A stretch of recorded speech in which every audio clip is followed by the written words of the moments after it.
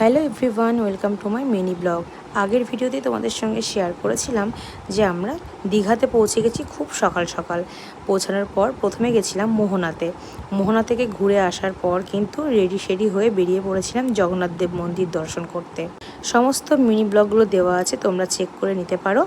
জগন্নাথ মন্দির থেকে বেরোনোর সময় প্রচণ্ড মেঘ করেছিল, যেখানে পরে কিন্তু বৃষ্টিও শুরু হয়ে গেছিল, যার কারণে আমরা অনেকক্ষণ গাড়ির মধ্যে ওয়েট করছিলাম।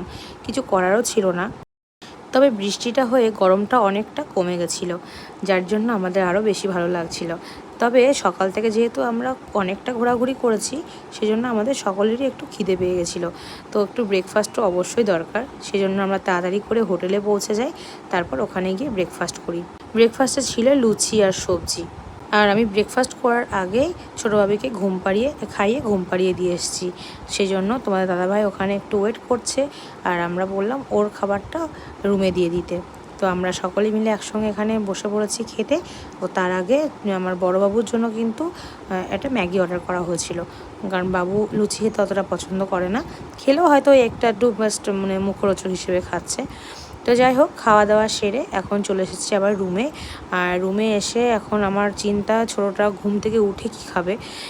কারণ ও তো বাড়িতে যেভাবে রকমভাবে খায়, আমিও চাইছি যে একটা জায়গায় গিয়েও সেইভাবে চেষ্টা করি খাওয়ানোর। তো সেই কারণে দেখো, আমি এখানে প্রেশার কুকারের মধ্যে সমস্তটা রেডি করে নিয়ে হোটেলের ওনাদের সঙ্গে কথা বললাম যে একটু সিটি দেবো।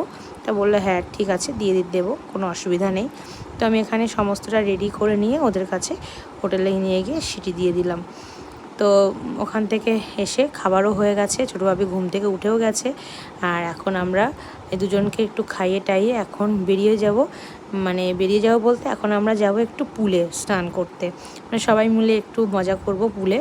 আজকে সেরকমভাবে কোনো সকালের দিকে আর কোনো বেরোনো নেই, কারণ আমরা সকালে মোটামুটি মোহনা জগন্নাথ মন্দির তো কমপ্লিট করেই ফেলেছি, ওই জন্য আর আজকে সেরকমভাবে কোথাও বেরোবো না। তো এখন একটু সব খাওয়া দাওয়া সেরে এখন যাব পুলে।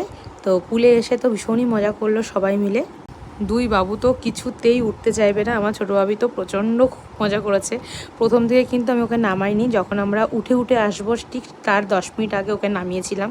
কারণ প্রথম থেকে কিন্তু আমি একবার নামছি, আরেকজন ধরছে, আরেকজন নামছে, আরেকজন ধরছে, এইভাবে করেই কিন্তু আমরা কিছুটা সময় ওয়েট করেছিলাম।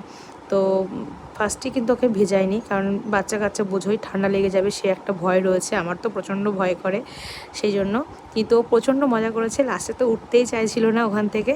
দুই বাবু খুব মজা করেছে পুলে।